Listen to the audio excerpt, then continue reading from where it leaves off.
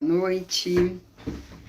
Vamos então começar mais uma quinta-feira de live, tá? Essa live de hoje eu trago o assunto emagrecimento, tá? E controle de glicose, controle de glicemia, né? Então nós vamos falar um assunto que é o açúcar no sangue e a obesidade, tá? Primeira coisa é o seguinte: o que faz a pessoa se tornar obesa, né? Além das questões emocionais, né, que é ligada ao processo de alimentar ali, muitas pessoas elas têm o sabotador de emagrecimento, que é como válvula de escape disso, alimentar, é comer algo para amenizar uma tristeza ou para comemorar, né? Então, às vezes a pessoa perde o controle da quantidade. O que acontece? No passado, as pessoas, elas tinham acesso à comida de verdade, né? Tinham fartura de comida, mas era comida de verdade. Uma outra coisa que acontecia no passado é que não tinha esse estilo de vida tão pesado, tão carregado, né?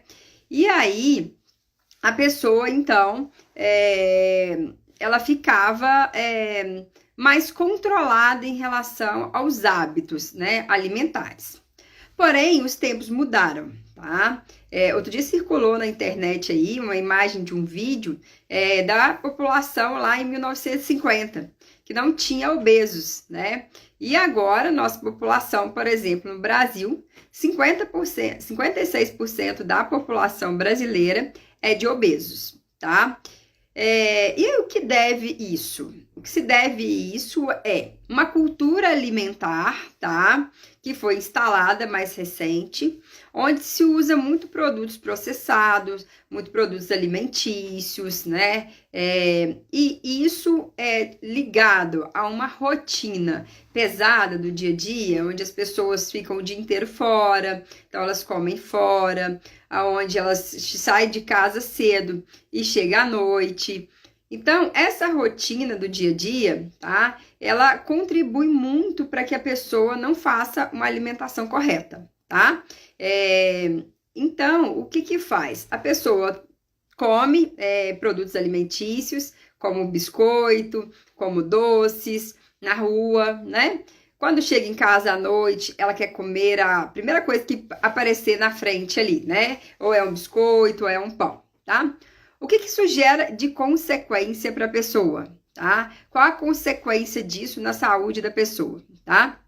A consequência que quando a pessoa alimenta de forma equivocada, né? Quando ela coloca pão, biscoito, isso aí na rotina diária, ela favorece o pico de glicose. Por exemplo, acordou pela manhã e comeu um pão. O que acontece? Esse pão, ele gera uma descarga de insulina. Por que dá uma descarga de insulina? Porque chegou muita glicose de uma vez no sangue. A maioria das pessoas, às vezes, come pão puro, né? Um pãozinho ali com margarina, às vezes, né? Ou às vezes nem isso, e um cafezinho. E aí, quando ela alimenta pela manhã isso, o organismo passou a noite inteira sem estar adquirindo alimentos. Tá em completo restauração, reparo do corpo. E aí de manhã, lá, o pâncreas está paradinho. O pâncreas, ele é o responsável pela produção da insulina e a liberação, né? Então, células do pâncreas que fazem a liberação da insulina para o sangue. Quando que essa insulina é liberada? Essa insulina, ela é liberada quando eu tenho excesso de açúcar no sangue, tá? Então, imagina o seguinte, à noite, meu pâncreas ficou paradinho, eu não precisei liberar a insulina, e de manhã cedo, de repente, né, é como se eu tivesse acordado da cama, me desse uma coça, eu tivesse que pular rápido para resolver as coisas. É isso que acontece com a insulina, tá? De repente, ela estava lá, o pâncreas estava parado, tá? E a insulina, ela tem que ser liberada muito rápida, tá? Imagine o seguinte, um dia que isso acontece, ok, Agora, ao longo de uma vida toda, esse pâncreas sendo assustado todos os dias pela manhã, sendo obrigado todos os dias da manhã a produzir muito rápido insulina. Por quê? Porque a glicose no sangue em excesso não pode. Chega uma hora que ele cansa, né? Ele vai produzir menos, né? Ele produz menos insulina.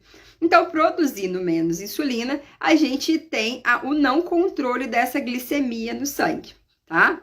Então, isso é um dos pontos para diabetes. O outro ponto para diabetes é o seguinte: imagina que o seu pâncreas ainda tá bom e tá liberando bastante insulina, tá? E aí, essa insulina, ela toda hora tem que tirar a glicose do sangue. Por quê? Porque toda hora você coloca para dentro do seu corpo alimentos que têm o índice glicêmico alto. O que é índice glicêmico alto? É quando gera uma descarga muito grande de glicemia de uma vez lá no sangue, tá? Então, a insulina, ela tem que tirar essa glicose do sangue e levar para as células. Só que nas células tem os receptores de insulina, tá? Esses receptores de insulina, então sempre a insulina está ali colocando. É como a insulina liga ao receptor e faz com que a glicose entre para dentro da célula para gerar energia, tá? Então isso é um trabalho normal. Então o processo normal o pâncreas é estimulado, produz insulina que libera no sangue, essa insulina tira a glicose que leva para a célula. Então a gente tem dois pontos. Um ponto que é o primeiro, que é a produção, que é feita pelo pâncreas, e tem o receptor lá da célula. O pâncreas sempre tendo que ser sacrificado, ou sempre tendo que, de uma hora para outra, ter que mandar muita insulina de uma vez, ele pode cansar, não funcionar mais. É como se ele envelhecesse mais rápido. Por quê? Porque ele está tendo que desgastar muito, todos os dias, várias vezes no dia, em vários momentos. Então, ele vai cansando. Então, joga menos insulina para o sangue, então a glicose no sangue fica um pouco mais alta. Outra coisa que acontece, você imagina todo dia a insulina ligando ali na célula, no receptor. Só que ela tem que ligar sempre e muito nesse receptor.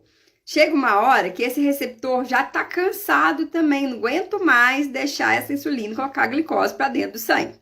Então, a gente tem duas situações horríveis. Uma é o pâncreas não funciona bem, tá? E a outra é a célula não deixa entrar a glicose. Então, não vai ter insulina para liberar, né? Para poder remover essa glicose do sangue. E a pouca que tem, não tá conseguindo levar a glicose para dentro da célula. Aí a gente tem a diabetes, tá? O que acontece? Qual é o problema em relação à diabetes? Primeiro, que câncer, por exemplo, existem vários tipos de câncer, né? Que uma das causas principais é a inflamação crônica e a glicose em excesso no sangue, tá? Então, são causas, as principais causas dos vários tipos de câncer é isso, inflamação crônica e glicose em excesso, tá? E aí, o que acontece, então? A diabetes, ela é uma condição que o organismo já não consegue mais controlar essa glicemia do sangue, manter em níveis ótimos, tá? E aí, o que acontece? As pessoas, às vezes, ficam baseando nessa questão de controlar, de saber se o corpo está dando conta de tirar a glicose do sangue, pela glicemia em jejum, tá? Só que, o que na verdade tem que ser avaliado? Não é só a glicemia em jejum. Ela é um parâmetro muito raso, muito fraco para a gente saber se a pessoa já está tendo resistência insulínica. O ideal é que se faça um pedido de insulina em jejum, tá? A gente entender qual que é a concentração da insulina que está tendo de manhã, em jejum, tá?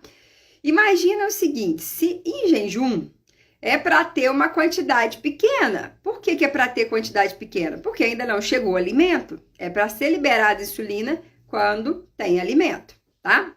Mas se está resistente à insulina, o organismo ele dá um jeito para poder resolver a situação. Então, você tem que fazer um exame de sangue, aonde pede insulina em jejum. Quando a insulina em jejum já está alta, mesmo com a glicose em níveis normais, significa que já tem um problema a ser instalado, tá? Que em breve uma diabetes está aí, tá? Então, como que é os valores de insulina? O valor de referência no Brasil é de 3 a 23. É óbvio que dá para a gente saber que uma pessoa que tem insulina em jejum 3 não é igual a uma pessoa que tem insulina em jejum 23, tá? Qual que é o valor ideal quando você faz o exame de sangue? O valor ideal quando você faz o exame de sangue é que ele esteja ali na casa de 8, tá? Que a insulina em jejum esteja na casa de 8. Esse é o valor ideal. Porém, vamos pensar que a pessoa fez um exame de sangue, tá?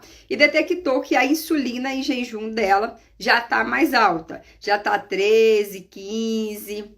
Vale o médico, né, compreender se já não é o momento de inserir, por exemplo, um Glifage XR. Porque não precisa necessariamente esperar a glicose passar ali de 99, tá? Aquela história assim, sou pré-diabético quando a glicose já está 126, 130, não é o melhor parâmetro. O melhor parâmetro, conforme eu disse, é usar a insulina em jejum, tá? Então, pessoal, fica bem ligado isso, tá? Não tente se iludir, tá? Quando você vai e que o médico faz só um pedido de insulina, de glicose em jejum, e você ali tá com 120 e poucos e fala, não, o médico agora falou que eu tô pré-diabético. E aí muita gente tem resistência a entrar, por exemplo, neste caso com a metformina ou Glifage XR, né? O médico que vai escolher. E aí essa resistência é péssima, tá? Por quê? Porque uma glicose em excesso no sangue vai gerar inúmeras doenças, tá? Inúmeras doenças. Então, é importante, né, juntar, associar uma alimentação, um ajuste na alimentação, uma adequação nisso, junto com a medicação, que pode ser o Glifage XR. Essa metformina, ela vem de uma planta, ela existe desde 1930, ela é usada, tá? O que não pode, pessoal, é você entender que o remédio vai resolver tudo, que a metformina vai resolver tudo por conta própria. É preciso você se reinventar. É preciso você, então, procurar conhecimento sobre a alimentação. É preciso você entender como funcionam os alimentos, escolher melhores alimentos, melhores horários. Lembra que eu disse do pãozinho? Um pãozinho de manhã cedo, para quem tem diabetes ou para quem já está com resistência insulínica, é um tiro no pé. Por que é um tiro no pé? Porque ele tem glicose, né, demais para ser liberada rápida. O pãozinho, a gente fala calorias vazias. Ele quebra rapidinho, tá aquele monte de glicose no sangue. Mesmo quando você não é diabético, ao comer um pãozinho, você pode estar se tornando um diabético transitório. Por aquele momento, você é. Até a insulina dar conta de resolver ali aquele excesso que está no sangue. Só que aí você come pãozinho de manhã, você come pãozinho de tarde, pãozinho de noite, né? Imagina então isso várias vezes no dia, tendo essa descarga para o organismo. Imagina como esse pâncreas tem que funcionar, tá? Então, não é que é proibido comer pão. Primeiro, de manhã não é interessante. Conforme eu disse, comer pão pela manhã, você acabou de acordar, o organismo está ali paradinho e você faz seu pâncreas, de repente, ter que trabalhar muito, liberar muita insulina de uma vez. E os receptores da célula acordar rápido para tirar também, deixar entrar aquela insulina para dentro da célula. Então, é esse desgaste constante que gera problema, tá? Uma exceção de comer um pãozinho de vez em quando, não tem problema, tá? E aí, o seguinte, você tem que aprender a combinar. Uma coisa é um pão puro, outra coisa é um pão junto com, vamos pensar, com ovo ou com um pedaço de queijo. Quando você associa um pão junto com uma proteína, você diminui o índice glicêmico. Vai chegar mais lento a glicose no sangue. Então, é menos maléfico do que comer o pão puro, tá bom? Tá? Outra coisa vale, por exemplo, para a hora do almoço. Hora do almoço. O que às vezes as pessoas erram? Primeiro que comem muito arroz. Não é que é proibido o arroz, tá, gente? O que não é interessante? Você comer muito arroz. E ainda comer muito arroz sem ter verduras, tá?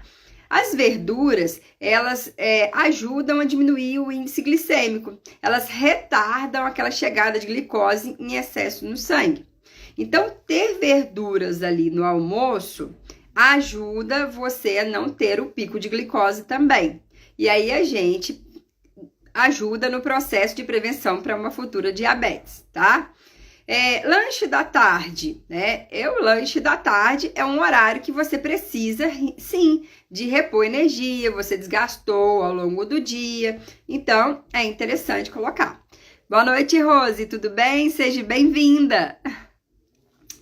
Então, Rose, eu tô falando aqui, só recapitulando hoje sobre emagrecimento e o controle da glicemia, tá? Do diabetes, essas coisas que estão interligadas, tá? O que faz, na verdade, a pessoa ganhar peso, tá? Aumentar a gordura no corpo, tá? É o fato, realmente, da insulina tá tendo que toda hora trabalhar. E aí, o que ela faz? Ela tira e vai formar gordura. Se você coloca na tua alimentação alimentos que combinam de uma forma que esse pico acontece menos, a chance de formar gordura é menor, tá? E o que hoje a gente vê na realidade, que esse é o ponto fraco das pessoas, que é o consumo exagerado de produtos alimentícios que tem alto índice glicêmico, tá? Que é o consumo exagerado de carboidratos ruins, ultraprocessados, tá? Isso que vai fazer com que chegue bastante glicose de uma vez no sangue.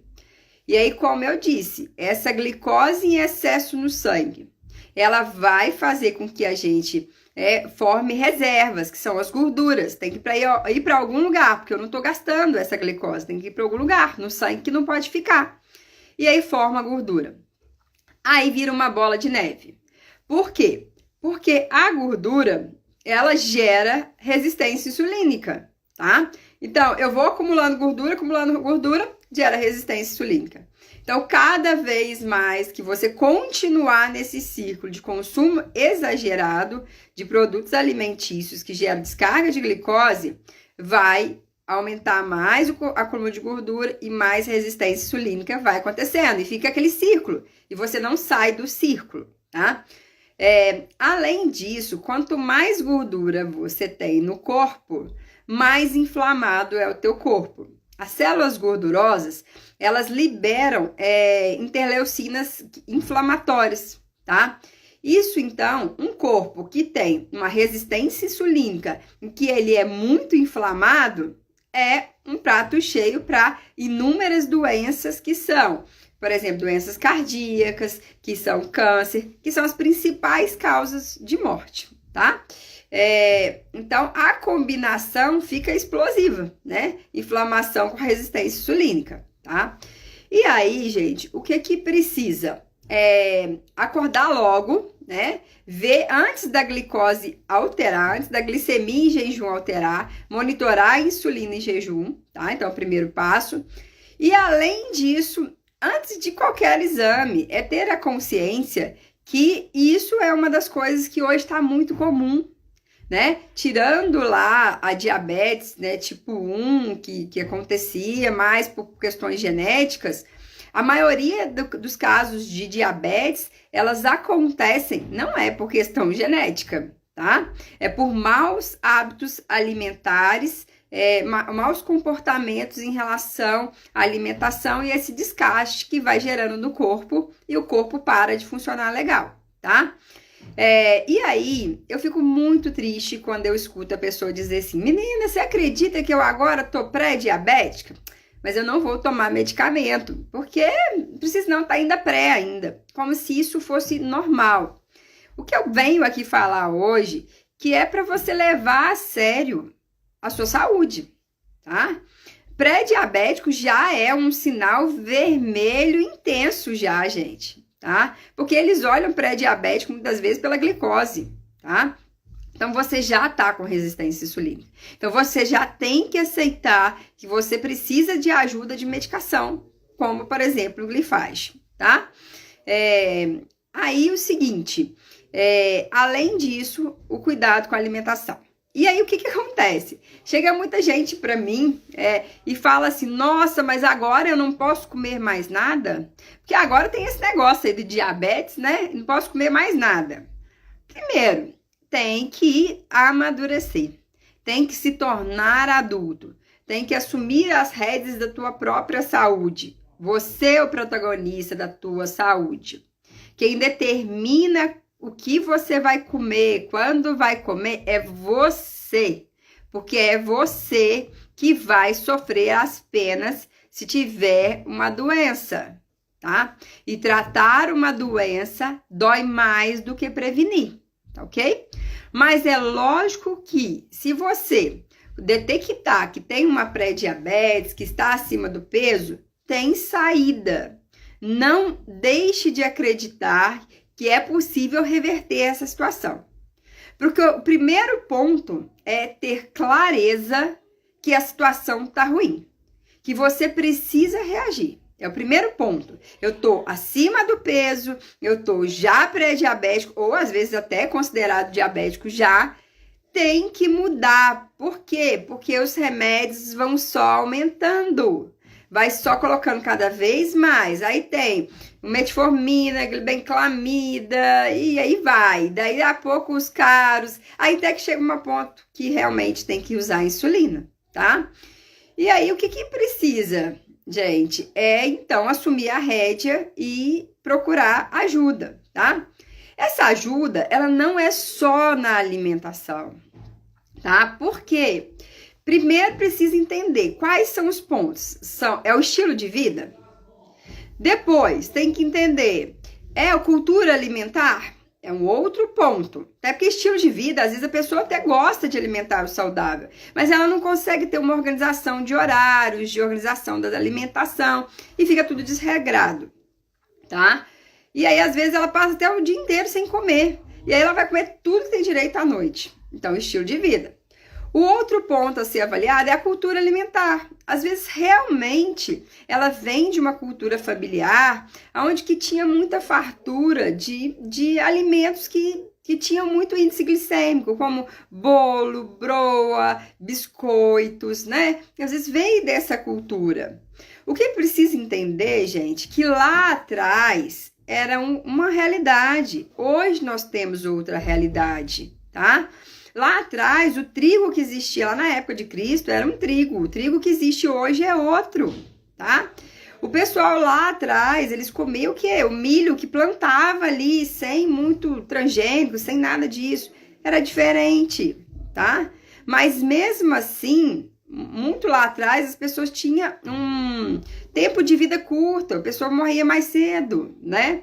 E aí, ou não ficava bem, ou ficava doente. Mas a gente tem também história de avós, bisavós que morreram com idade longa, né?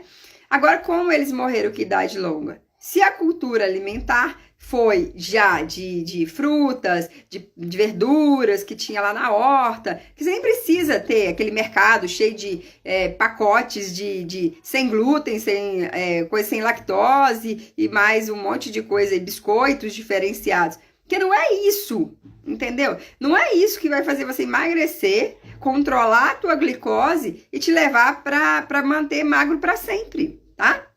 O que vai fazer você manter isso é comida de verdade, tá?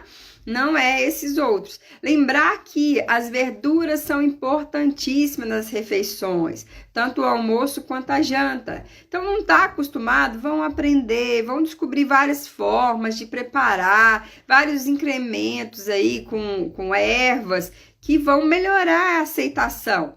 É óbvio que uma verdura sozinha, um alface, uma folha de alface sozinha é horrorosa. Come, por exemplo, uma carne sem tempero para ver se você consegue comer. Não consegue, entendeu? Então, começa a reagir, começa a buscar algo que você vai adaptar e que vai gostar, tá? Para você não gerar essa questão aí de sempre glicose em excesso. E para de acreditar que isso é maioria das vezes genética. Não, a maioria das vezes não é genética.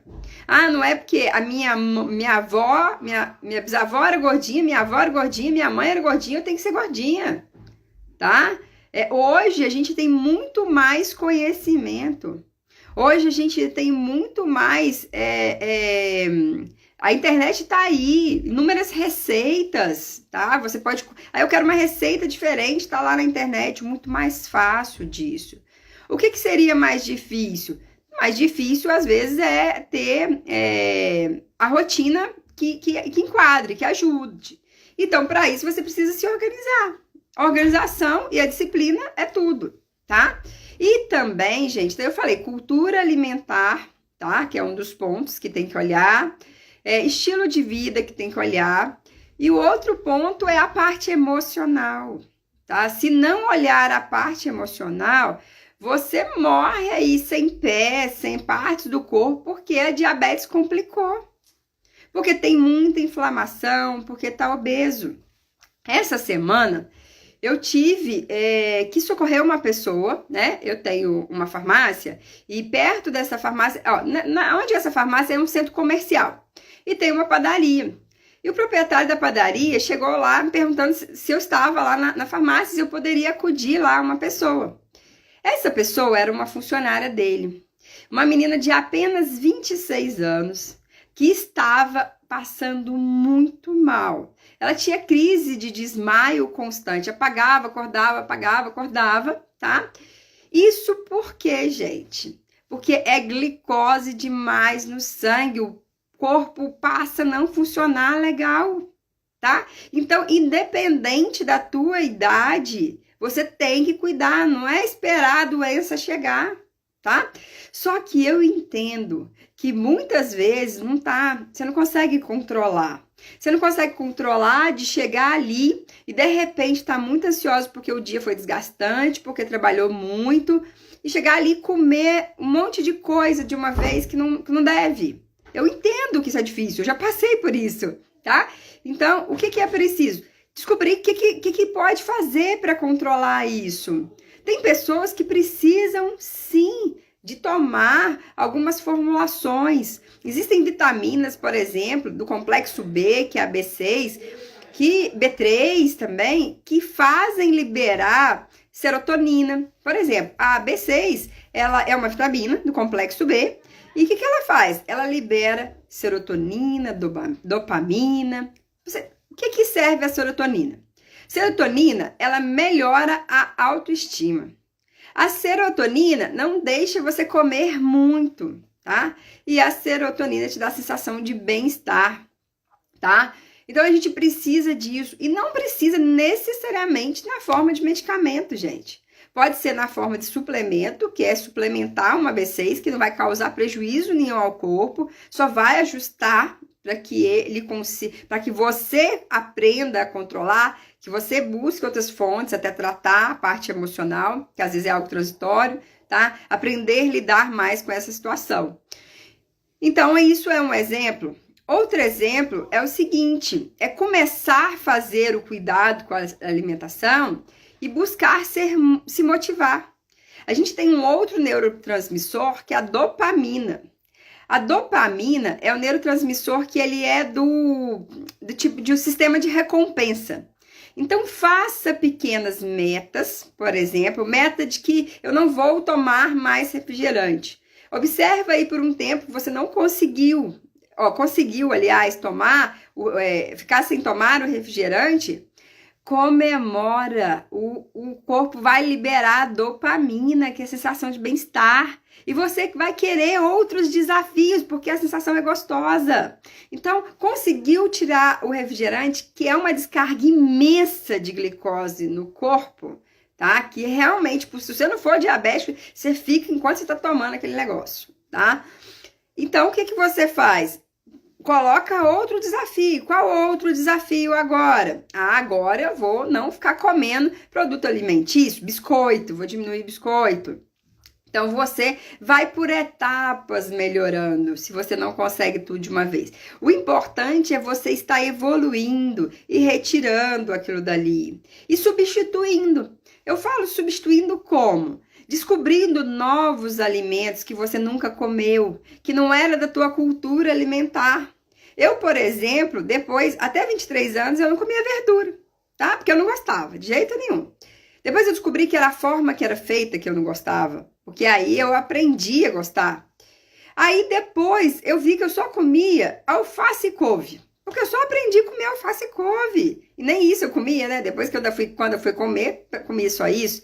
Eu comecei a buscar comer outras verduras, a colocar na minha rotina. Então, às vezes, gente, o que precisa é você tomar consciência que não tem outro jeito, que você tem que mudar o comportamento, o pensamento, porque isso que não vai deixar você ficar gordo ou você ficar inflamado e sujeito a várias doenças.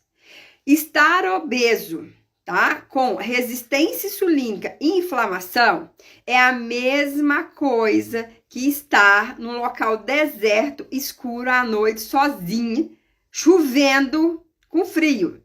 É o risco. Só que você não consegue imaginar. Você já acha tão natural ter o corpo obeso e estar com resistência insulínica que você não consegue reagir, né? Então, precisa ter consciência, olhar para você, tá? Quando você perceber que isso tá acontecendo, às vezes é foto, a gente foge de foto. Então, é bom tirar uma foto de vez em quando, não vai fugir da realidade. Eu sei que é triste ver a realidade às vezes, e às vezes é desafiador ter que reagir. Mas a primeira coisa é você identificar, eu preciso mudar, eu preciso ter consciência disso. Então, às vezes é realmente olhando para você. Às vezes é realmente vendo que as roupas não estão servindo, que está incomodando e decidir reagir. Decidir reagir. Agora, pede ajuda, profissional que vai orientar a alimentação, profissional da parte emocional, profissional que vai ajudar você em controlar o estilo de vida, em gestão do tempo, mas tem que reagir, tem que fazer alguma coisa, tá? Porque senão vai pagar caro, tá? Vai pagar caro em dinheiro lá na frente, com medicamento que não necessariamente vai resolver, caro às vezes porque não tem como mais às vezes recuperar algo que já foi perdido, tá? E porque aí você não vai ter mais qualidade de vida, tá? Então, coloca isso para pensar, tá? Pensa nessas consequências aí que a diabetes gera, que eu disse. São inúmeras, problemas cardíacos, câncer, né? O excesso de glicose gera isso tudo. Então, acorda para a vida, olha isso. E depois, você só vai conseguir emagrecer ou melhorar uma glicemia, deixar de ser um pré-diabético, por exemplo, e estar em paz com isso, quando você acreditar que é capaz, acreditar que é possível isso acontecer, tá bom? Tá? Então, trabalhe essa tua mente. Aí eu faço uma pergunta para a pessoa, é importante para você emagrecer? É importante para você vestir a roupa que você quer vestir, essa coisa toda? Aí a pessoa fala, é muito importante. Aí eu faço a pergunta, e você acredita que você é capaz disso? E aí o seguinte, a pessoa embola, e ela não acredita nem nela mesma. Então é preciso você acreditar mais que você é capaz.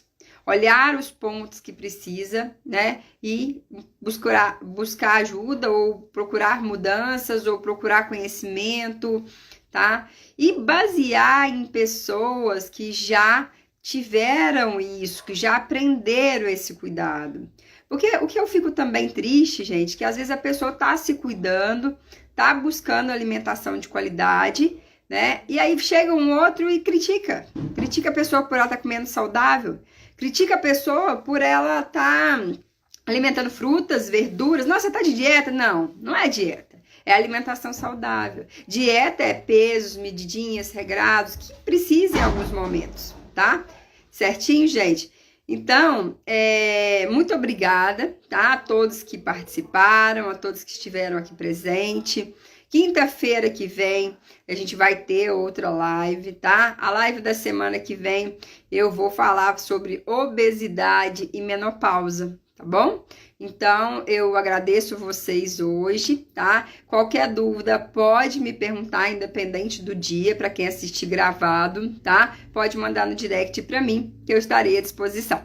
Boa noite, bom descanso para todos.